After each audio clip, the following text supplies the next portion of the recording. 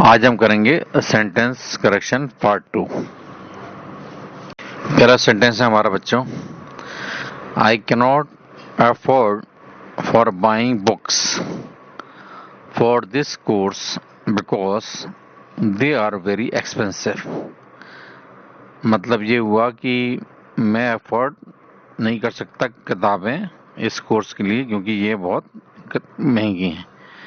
तो आप यहाँ पे देखिए, हमने जो है यहाँ पर use to buy in place of for buying का आपको आंसर में दिया है। इसके पीछे रीजन ये है बच्चों कि जो एफर्ट है, जो एफर्ट शब्द होता है वो उसमें बच्चों हम लोग टू के साथ में वर्ब की फर्स्ट फॉर्म का इस्तेमाल करते हैं। ये आप हमेशा दिमाग में रखिएगा। तो यहाँ पर जो है फॉर बाइंग की जगह पे हम क्या करेंगे, टू बाय।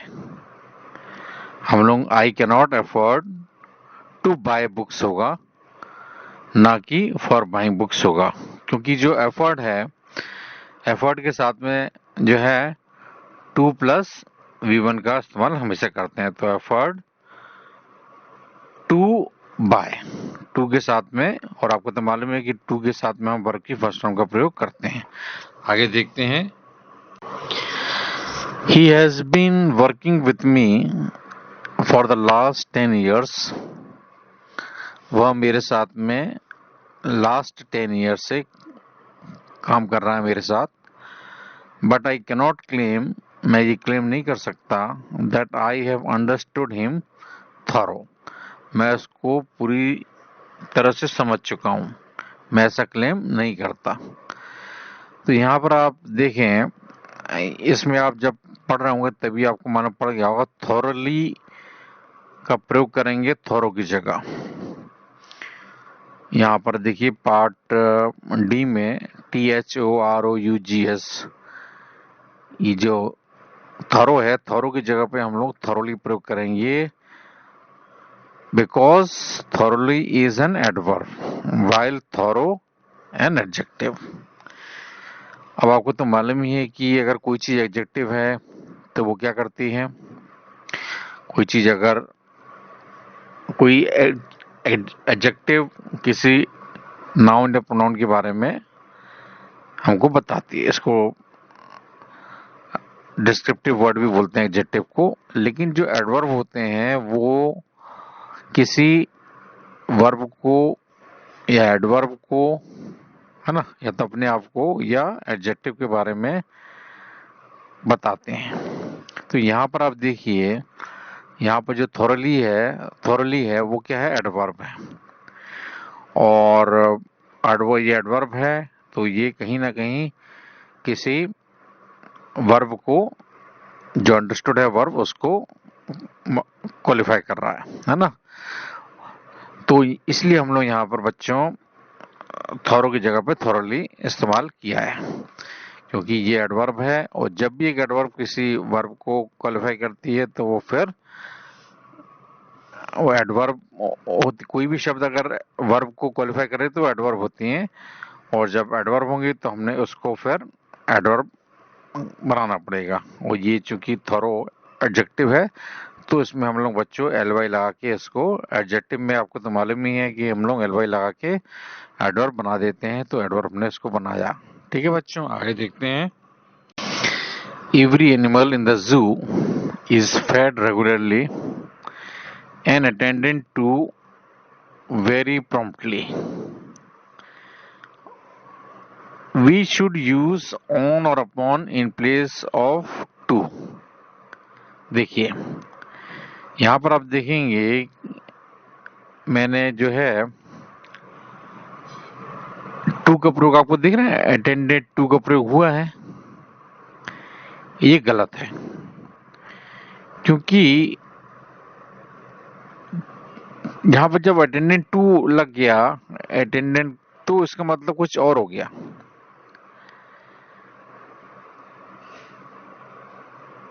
लेकिन हम जब इस पे अटेंडेंट ऑन या अपॉन करेंगे तब उसका मतलब कुछ और हो जाएगा।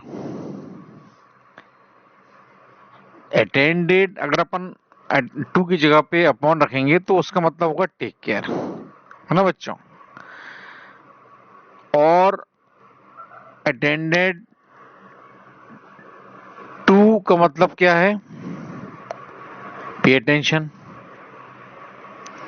पे अटेंशन या लिसन टू। तो इसलिए बच्चों यहाँ पर जो हमारा एरर है, every animal in the zoo is fed regularly and attended to very promptly, तो यहाँ पर बच्चों हमारा टेक केयर से है। यहाँ पर जो है हर एक एनिमल के बारे में बात हो रही है कि हर एक एनिमल को उसको अच्छे से खाना खिलाते हैं, उसको अटेंड करते हैं, मतलब उसका हम क्या करते हैं? टेक केयर करते हैं। उसे अटेंशन तो देते नहीं है। तो जब अटेंशन नहीं देते तो हम अटेंडेंट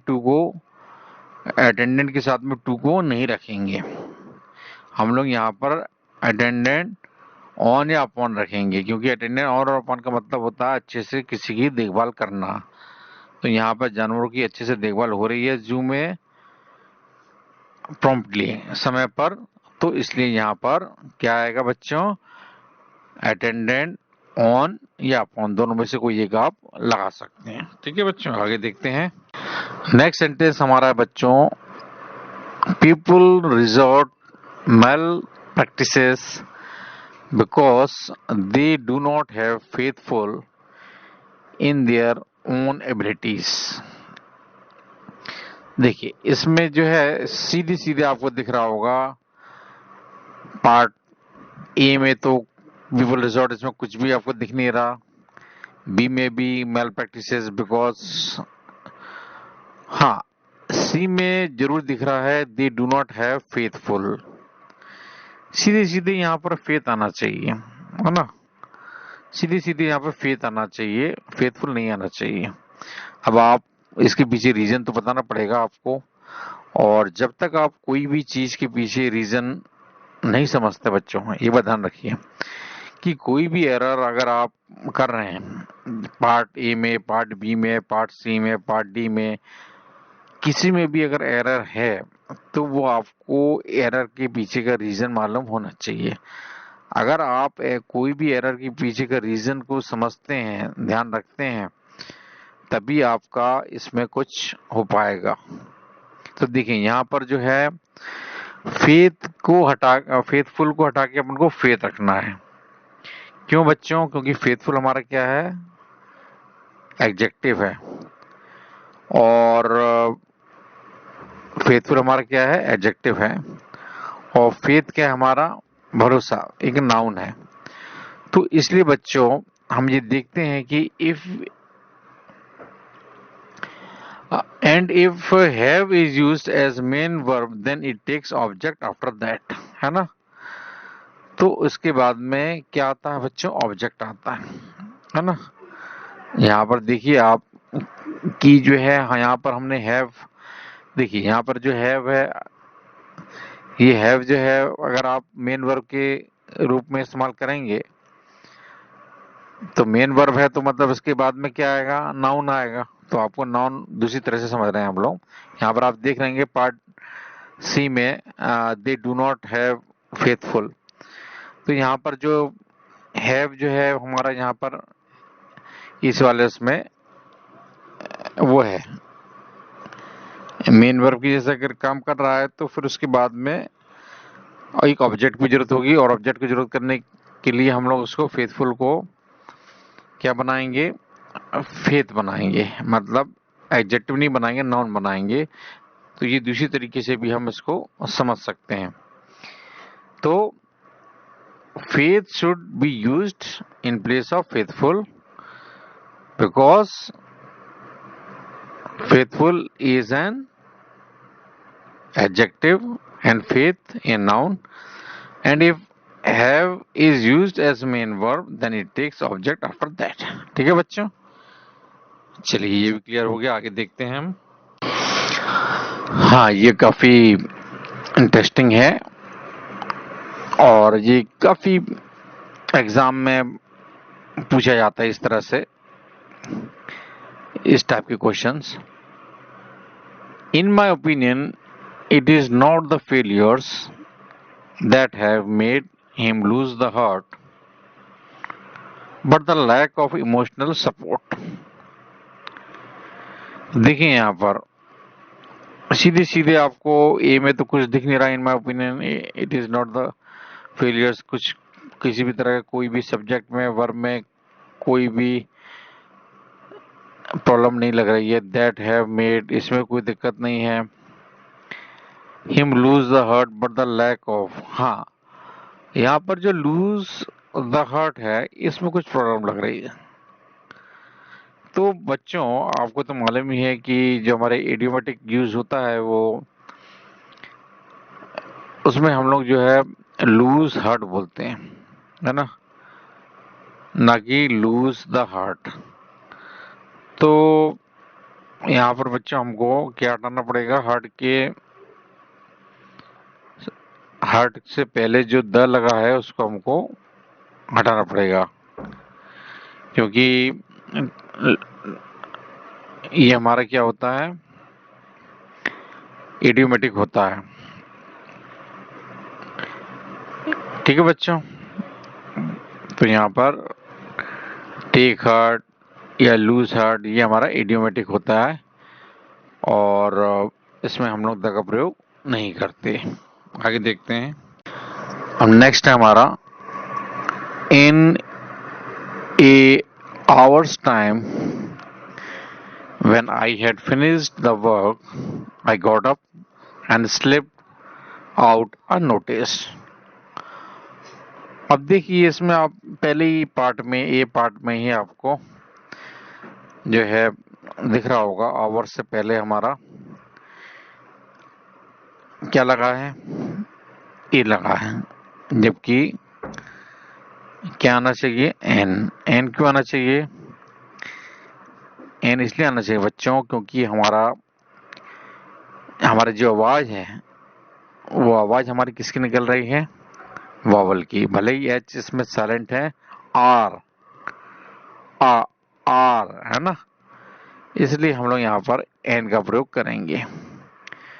तो आपको तो मालूम ही है कि ए ई आई ओ यू जो है हमारे वॉवल होते हैं और वॉवल की आवाज साउंड जब आती है तब हम बच्चों किसका प्रयोग करते हैं, एन का प्रयोग करते हैं।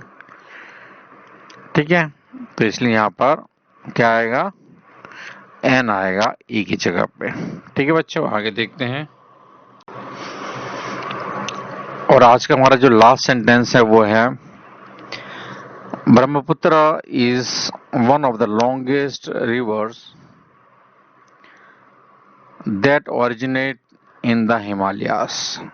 जो कि कहाँ पे निकली है, हिमालय से निकली है, काफी लंबी नदी है। तो आपको तो मालूम ही है कि हम लोग नदी के नेम के आगे, होली बुक के नेम के आगे, म्यूजिकल इंस्ट्रूमेंट नेम के आगे हम लोग क्या रखते हैं बच्चों, द रखते हैं। तो यहाँ पर हम लोग को ब्रह्मपुत्र नदी के नेम है तो इसके आगे हमको द रखना पड़ेगा। ठीक है बच्चों, थैंक यू।